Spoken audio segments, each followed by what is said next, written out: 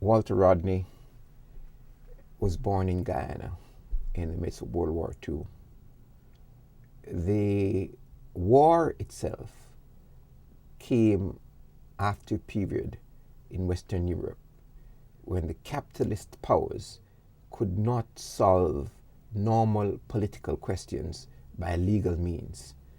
And so World War II was called a global war in that it encompassed most people on the planet Earth, and there were demands on all societies. Walter Rodney was born in the midst of World War II in Guyana. Guyana was a British colony on the mainland of South America. Walter Rodney was born in an African family, and the traditions that reared Walter Rodney were the traditions of free villages, free communities, and what Walter Rodney referred to as the self-organized peoples. We're almost exactly the same age. He's about 6 months older than I. And that means that we grew up at a time, both of us grew up in Georgetown. We grew up at a time when there were very few secondary schools. And the secondary schools that were said to be quote unquote good were even fewer, which means that virtually everybody knew everybody else from those 4 schools, either because you debated against each other or because you went to the same parties or whatever. But we all knew each other, even though you weren't necessarily friends. It's also true, though, that one of his big jokes was that Georgetown was laid out exactly the same as the world, with a north and a south. And the north was the developed part and the south was the poor part. And whenever he wanted to harass me, he pointed out that I came from the north and he came from the south. So he had a good combination, come to think of it, because he came from a working class household. He came from a household in which his father in particular was politically active. He himself remembers being politically active at age 7, 8, 9, at least in terms of not only just, distributing newspapers and so on, but also seeing which class would take the paper and which class would not take the paper, and therefore understanding something about politics and class. So he had that. He had the particular teachers who opened his mind in a certain kind of way. He had, in other words, some good tools for challenging the world maybe earlier than any of the rest of us. And what I remember about that education was the degree to which its purpose was to teach you your place, even though the place that it was going to teach you was to have a certain status within a society that was presumed to be always colonial. You knew that you were being trained, in other words, to replace some of the people who were in charge up to a certain level. But you also knew that the world was not supposed to change in any big major way. Now, Rodney was growing up between 1942 and 1960 at a time when the British government intervened in Guyana to derail the decolonization process, long before the United States intervened in Guatemala and in Iran in 1954. The British had intervened in Guyana to prevent the coming to power of Cheddi Jagan, who was a leader of the nationalist movement. Cheddi Jagan was a lawyer, a dentist, who had been associated with the international socialist movement. So within Guyana, there was a tradition not only of radical working class activity, stretching from the anti-slavery revolts and this free village movement and the sugar workers, but now we had a movement that identified itself as socialist. I always tell people that the hymn that I remember all the time is the hymn that said, "The rich man in his castle, the poor man at his gate, God made them high and lowly and ordered their estate." And that's what the world was supposed to be. And then came 1950, 51, 52, 53. And what the independence movement in Guyana, led by Chelly Jagan and Forbes Burnham and A.U.C. Quayana, then Sidney King and so on, what it did was suggest to all three of us as children that this wasn't true, that the rich man in his castle and the poor man at his gate was not the permanent order of the world, and it was possible, if you like, to storm the castle. I think all three of us, in different ways, were influenced by that, even though I would have to admit that it took me years to return there, to return to something that I'd actually learned when I was quite young. So Rodney went to high school in Guyana at a time when there was intellectual, political ferment. And by 1959, Rodney had been in the Caribbean where the Cuban Revolution changed the discussion about what was possible for Caribbean societies. He went to UWI a year before me, but he was always more political than I was. And in that sense, therefore, our paths diverged. I didn't really, in those days, understand anything about his politics. And in fact, he was kind of scary. The first Rastafarian I ever saw in my life was brought to the campus by Rodney.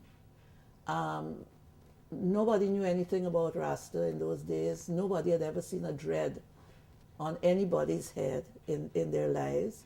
You're talking about a time when, every female black person in the world spent their lives trying to make their hair look like every little white girl. Something like Condi Rice, straight with a flip. This was your life's ambition. And here come these men, big and huge, at least they seem big and huge, with these dreads on their head, brought up to the campus by Rodney. And I definitely was one of those people who ran from that. Ran may be an extreme word, but didn't understand what could be my location in relation to that.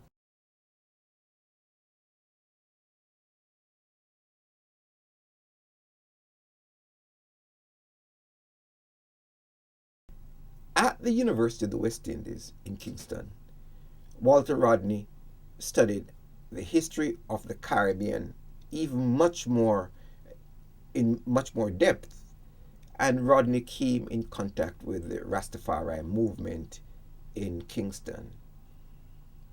This communication and contact with the Rastafari movement, I am told, influenced his thesis dissertation. His thesis dissertation was on the history of the history of the Upper Guinea coast. And why would the Rastafari influence this? Because Walter Rodney was seeking to understand the Upper Guinea coast in Africa before it was contaminated by the transatlantic slave trade. He wanted to reconstruct African history to understand the relations within African societies, across societies, and something that is not usually appreciated. What were the consequences of Islam, of the Arab migrations in North Africa with West African societies? What were the social relations within African societies?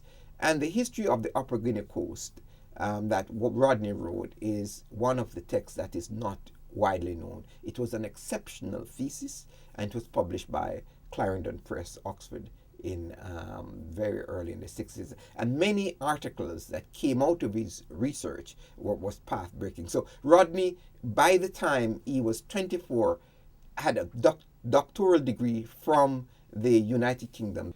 In London, he was associated with the study group that was associated with C.L.R. James. And one thing that distinguished Walter Rodney from those who were with James is Walter was no sycophant. Walter understood the strength and weaknesses of C.L.R. James, and whereas James was very caught up with what he considered to be European civilization and the revolutions in Europe, Rodney, coming from the Rastafari movement, understood the limits of this vaunted superiority of Europe and the European understanding of transformations. So we have Walter Rodney, born in the Caribbean, going to England, and while he was in England, joining the movements against racism in England, because at that point there were a number of Caribbean immigrants and African immigrants who faced racism. So he would go to Hyde Park and speak against racism, and he would participate in the discussions against racism. During his time in England, he actually journeyed to the Soviet Union. While he was an undergraduate, he went to Cuba. So here was a young person seeking to grapple with the history of Africa and seeking to understand the issues of socialist transformation. Concretely, Tanzania. Why did Rodney go to Tanzania? If his work was on West Africa and his doctoral work, why did he not go to West Africa? Well, there were changes in West Africa. Imperialism had intervened in West Africa, most decisively in the assassination of Patrice Lumumba in 1961, and more decisively in the intervention in the Congo to destabilize Africa with placing Mobutu Sese Seko in power in November 1965. Che Guevara had gone to the Congo in 1965 to seek ways of reversing this counter-revolutionary moment in Africa. And the counter-revolution had reached a point where in 1965, in November, Ian Smith had come to power in Rhodesia, and Kwame Nkrumah was overthrown in February 1966. So, where would be the place in Africa where one could develop the ideas of liberation and emancipation? Tanzania was a country in East Africa where the leadership was committed to African liberation and socialism. In 1967, the country had established the theory of Ujamaa and Tanzanian socialism. More importantly, despite its economic weakness, Tanzania had become the base for the African liberation movements. It was the headquarters of the OAU, the Organization of African Unity Liberation Committee.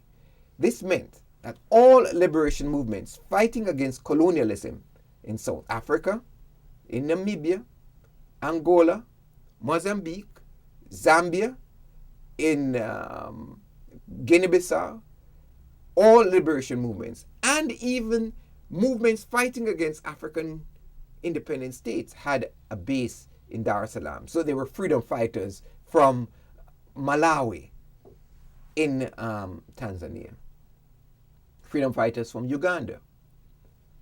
So Rodney went to Tanzania and right away inserted himself in the African Revolution, and he wrote many articles about the African Revolution.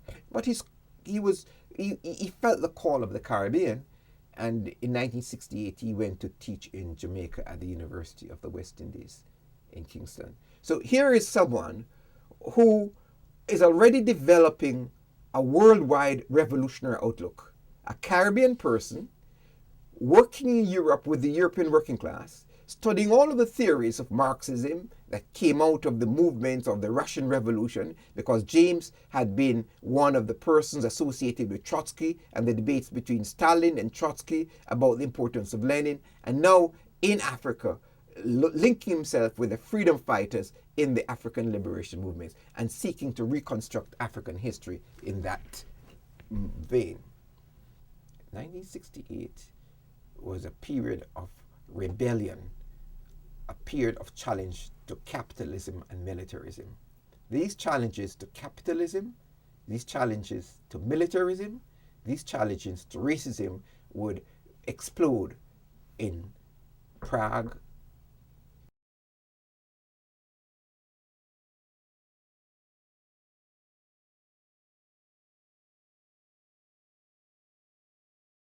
Rodney was teaching at the University of the West Indies in Jamaica. The University of the West Indies was a typical British university on Caribbean soil, where those who were educated sought to distance themselves from the mass of the people. So Walter Rodney taught his classes, did research, wrote a number of scholarly articles, but he spent his time among the people of the society. He gave lessons in African history, and there was his view, how could African history serve the revolution in the Caribbean? And he found fertile audience for his love for African history among the Rastafari movement. And so he did what was called groundings with the Rastafari in Jamaica. A grounding is a formulation which sought to bring about that communion, that sense of community between Walter Rodney and the Rastafari.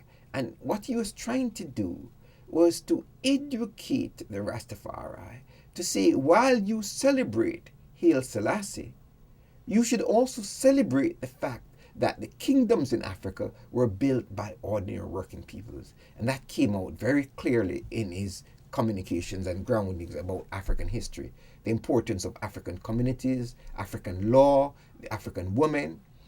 And so the lectures he gave in Jamaica were later published in a book called The Groundings with My Brothers. For this, Walter Rodney was hated by the Jamaican ruling class, but not only by the Jamaican ruling class. The police followed Walter Rodney. One of my colleagues, Michael West, is now been going to the archives to collect the information of the Jamaican police on the activities of Walter Rodney, who felt he was a dangerous communist. And this teaching of African history in Jamaica was dangerous for the society. So when Walter Rodney went to Montreal in October 1968 to the Black Writers Conference, he was banned from returning to Jamaica in 1968, October. Walter Rodney was banned not because he was a criminal, not because he was involved in armed struggle, but because of the fertility of his ideas among the working people of Jamaica. And they loved him so much that when he was banned, students and workers marched in protest, and there was an uprising in Kingston. So Walter Rodney became known throughout the Caribbean after his banning in Jamaica.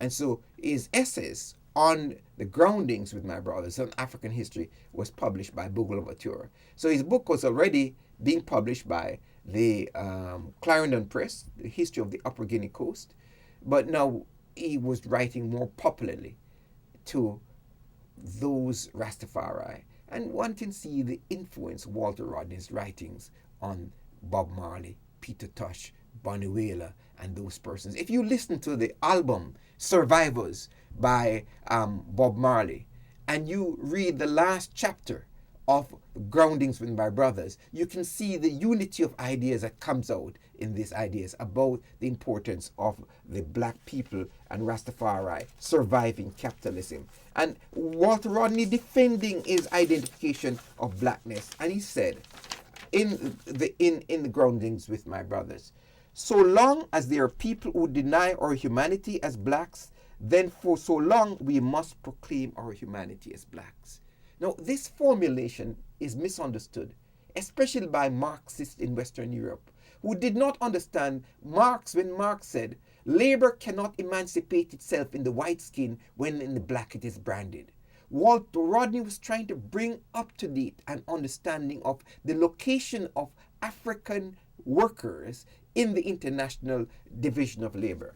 And Walter Rodney's writings was focusing on how to reclaim the dignity of the African worker. So Walter Rodney was a revolutionary thinker. He also identified himself with the Rastafari movement. Walter Rodney identified himself as a Pan-Africanist, writing many essays, and Walter Rodney called himself a black Marxist. Now, these calls that this self-identification as a Marxist was deepened after he was denied the ability to return to his family in Jamaica. In 1968, he spent a short time in Cuba, and he was in Toronto. Then he went to Tanzania.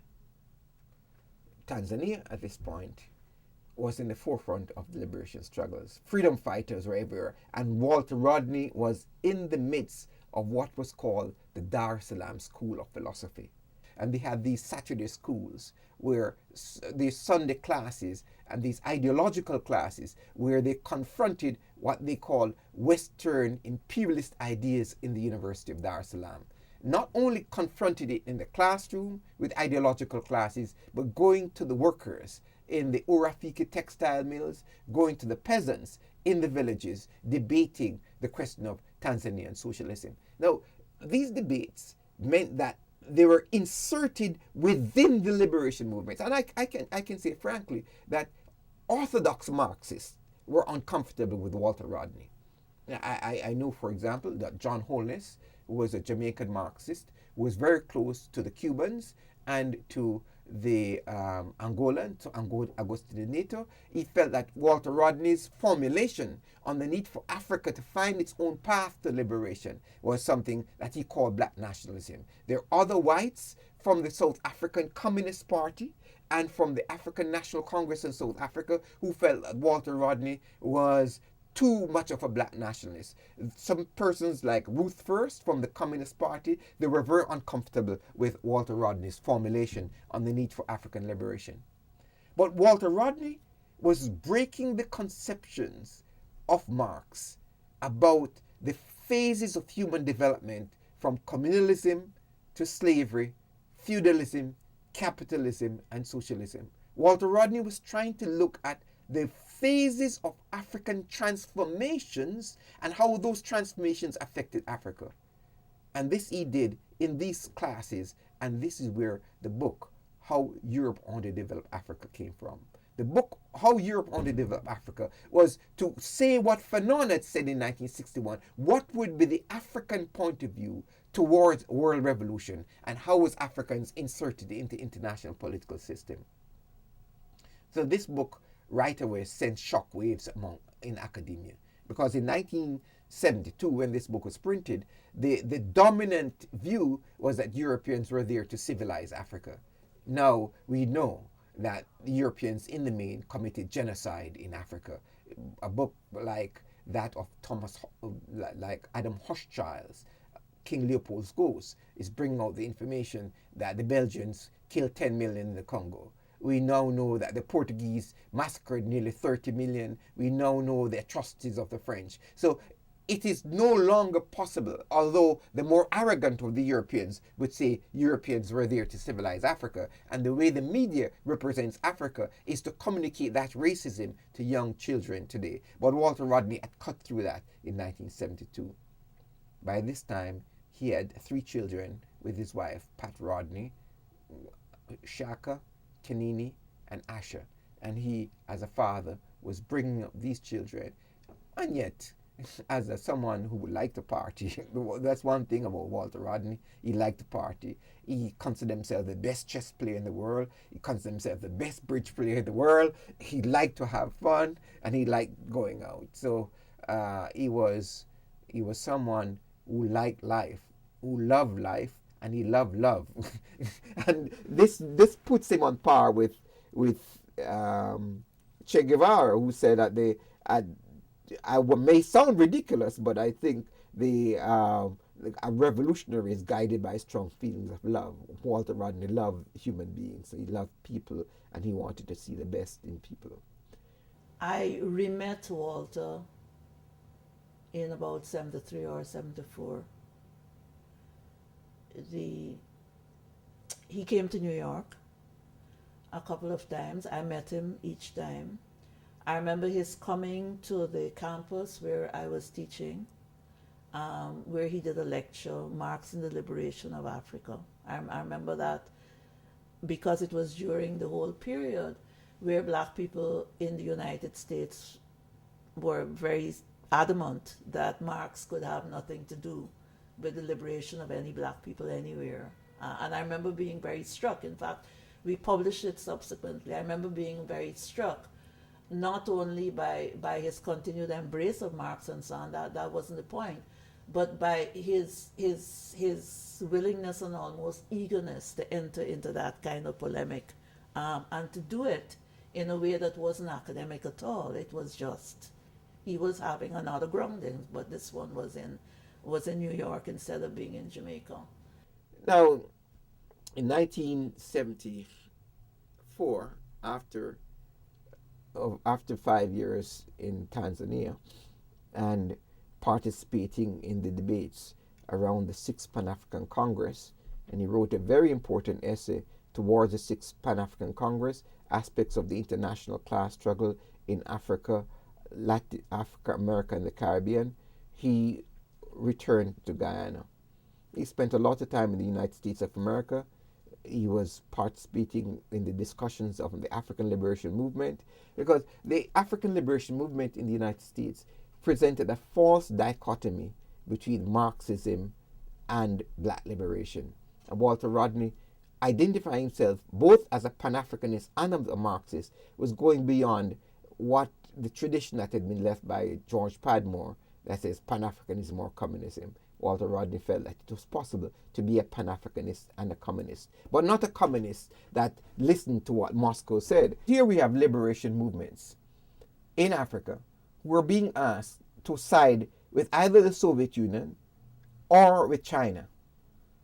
And Walter Rodney was of the view that the African freedom fighter had to be independent. The African freedom fighter had to understand the African history, to be guided by their specific historical conditions, while having solidarity with the Chinese, with the Vietnamese, with the Cubans or the Chinese. But their view of the world should be guided by their specific realities, and not to follow willy-nilly behind what the Soviets or what the Chinese said. And when he went back to Guyana, he was very critical of those who were sycophantic towards the Soviet Union. And I should add here that one of the unpublished manuscripts of Walter Rodney is Walter Rodney's analysis of the Bolshevik Revolution and what is the African point of view of the Bolshevik Revolution.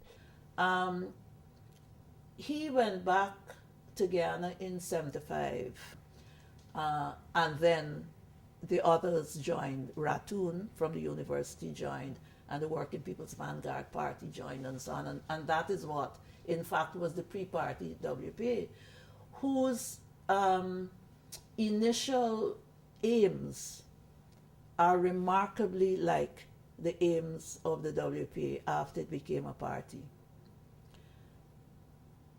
Many of us, including me, have suggested that certain aspects of the party program, the program of the WPA as a political party, came from Walter. I have to withdraw that. I've said that publicly, because when you look back at the aims of the pre-party WPA prior to Walter, they're really very, very similar, including things like, which are normally linked to Walter, like how you define who is working people. Okay? Anyhow, so he had told me in about 73 or 74 that he wanted to go back to Guyana, but didn't know how to go back to Guyana given where they were racially. So let us now turn to Walter Rodney's return to Guyana in 1974. Here's Walter Rodney, the Marxist historian who was involved in the debates about African liberation. Could Tanzania Ujamaa be scientific? Could Africa develop an independent path to revolution? What is the nature of the African Revolution? What was the nature of the Bolshevik Revolution? All of these questions Walter Rodney had been writing on when he returned to Guyana in 1974. Why did he return to Guyana? He returned to Guyana because he felt that if he were to organize workers he had to speak in the language of the working class, the language that he understood and the working class understood. So although he spoke Kiswahili, he did not think he understood Kiswahili enough to speak properly in idiom of the working classes in East Africa. So he was known and loved in East Africa, and anywhere you go today in East Africa, all over Africa, people know the name of Walter Rodney. So here is the Caribbean. Forbes Burnham had come to power with the assistance of the British and the United States of America. Forbes Burnham was a black man who manipulated racial insecurity in the country in order to keep power. So you have a tradition of left politics in Guyana, a Marxist party led by Cheddi Jagan, an Indian, and a party that called itself a cooperative socialist party led by Forbes Burnham. Rodney goes back to Guyana and immediately joins with those revolutionaries in Guyana that were organizing the working peoples against racial blocs. And he inserted himself in the Working People's Alliance. That is a formation that developed out of a number of working class organizations. And so in this tape, in this Kyle's Wild Noise, he's speaking about the conditions that he saw in Guyana when he returned. The first civil rebellion in Guyana was over the question of Walter Rodney's employment. The government refused to have him employed at the university, although he was appointed professor of history at the University of Guyana. So Rodney, distinguished professor from the University of Dar es Salaam in Guyana, what should he do? Leave Guyana? No. Walter Rodney decided to stay there, to work, and to build a movement among the working peoples.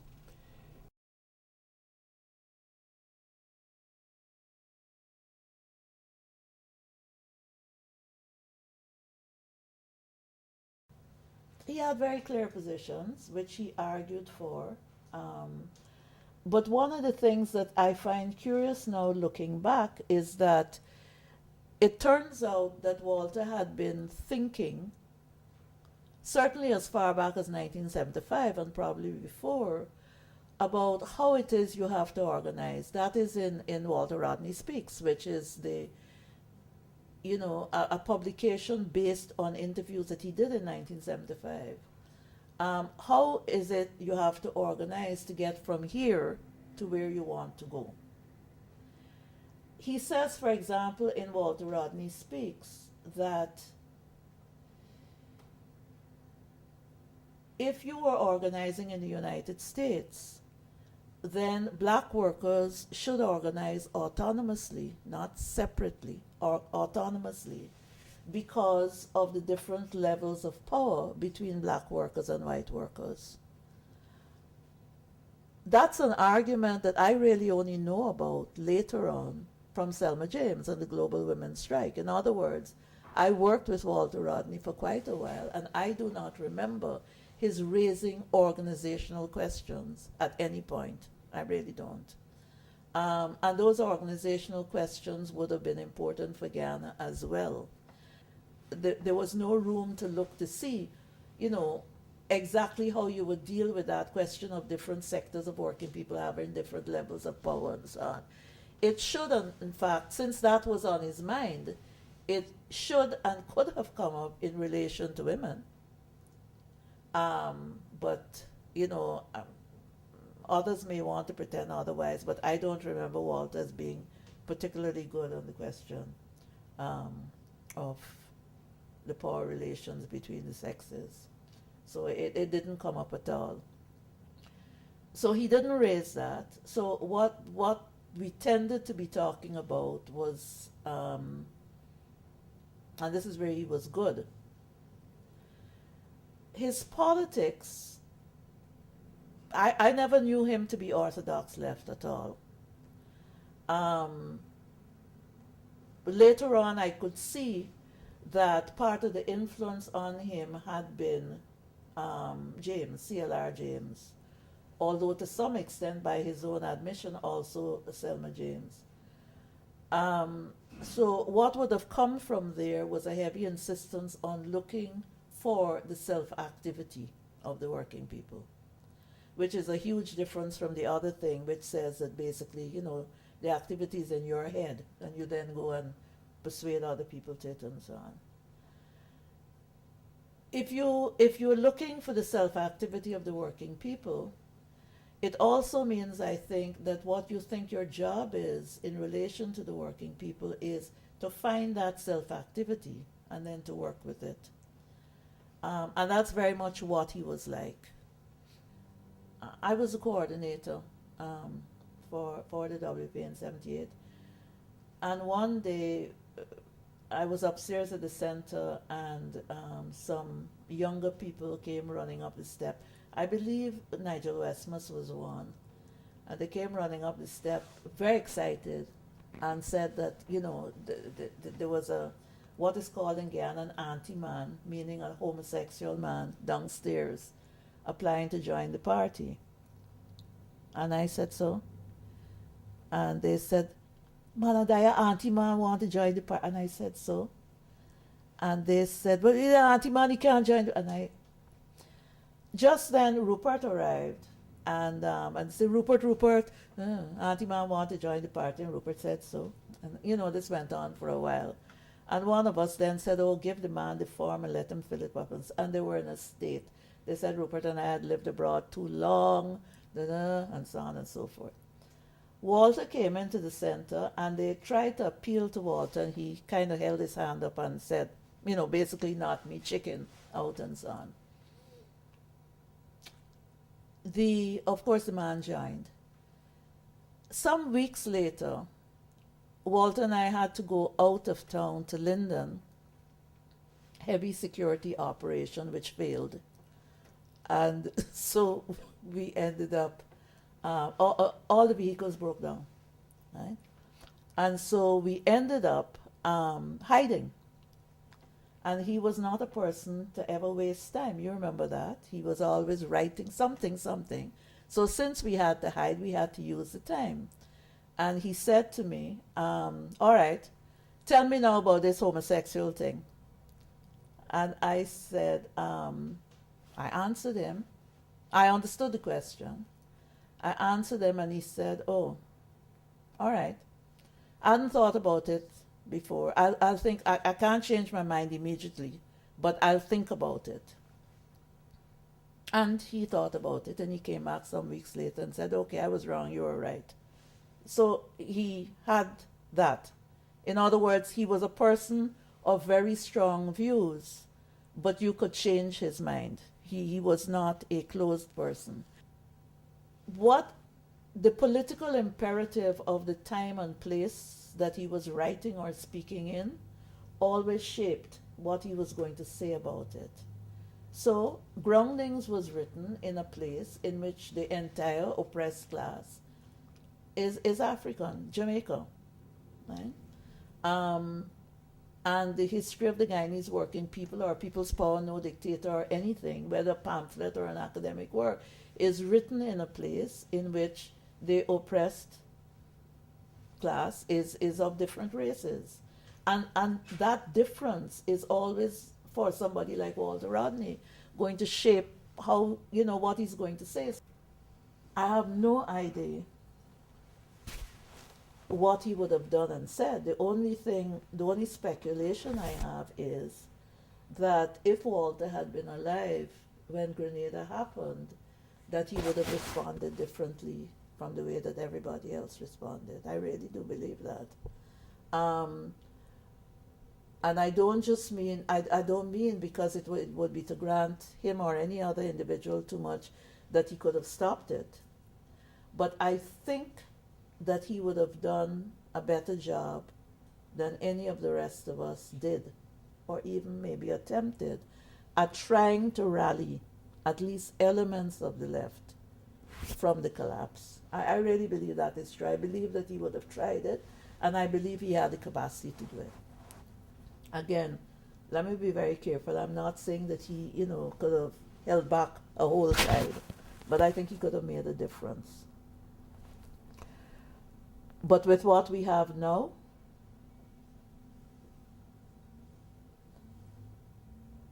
I don't know. I don't know that, you can find self-activity where it basically isn't, and it isn't there. He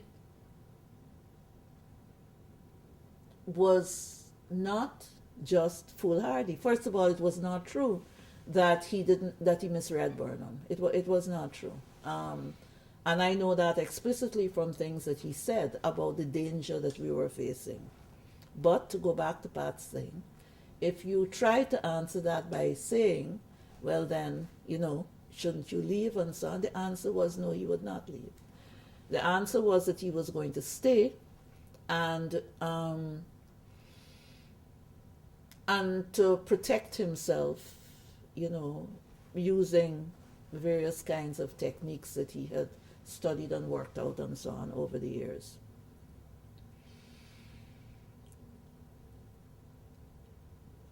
It was certainly very clear that he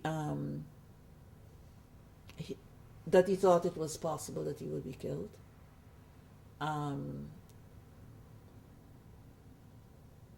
He certainly said so to me in the context of talking about the work.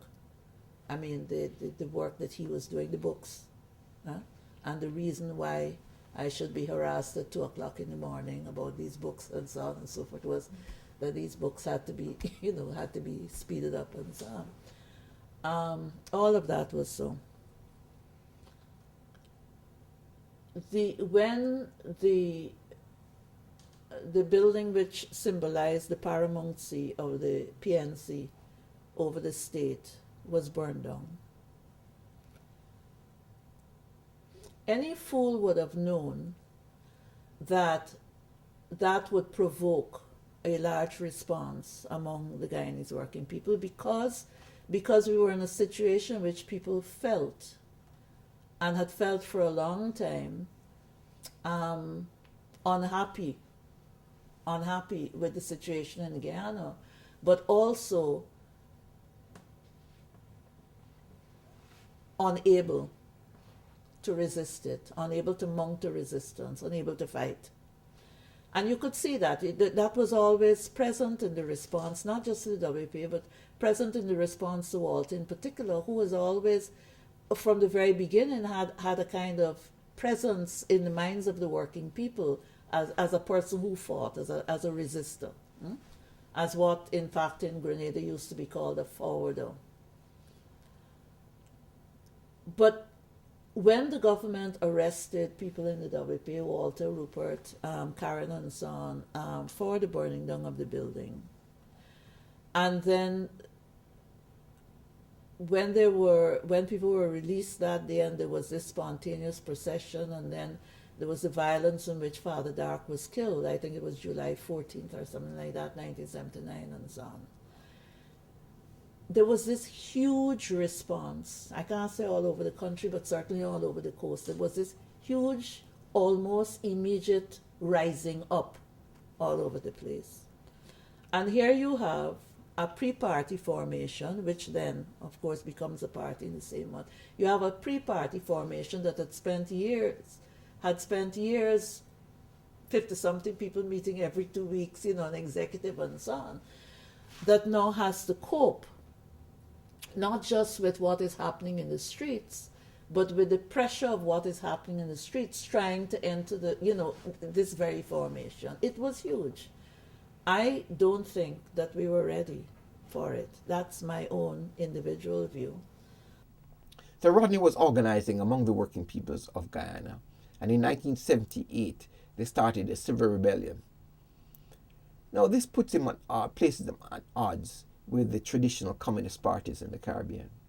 The traditional communist parties in the Caribbean, starting with Jagan's party, believed that they should follow the line of Moscow.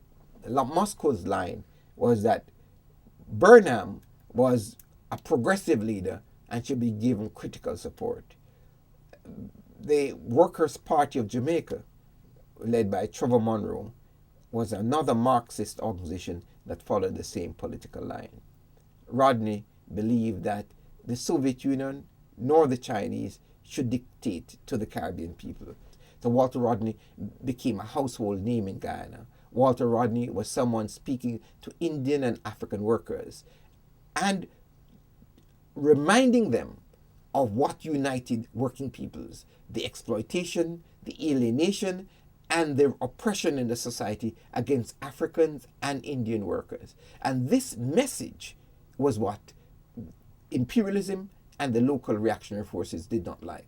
So Walter Rodney was assassinated on June 13th, 1980, for his message to the working people. And this assassination was followed by an attempt to assassinate him intellectually.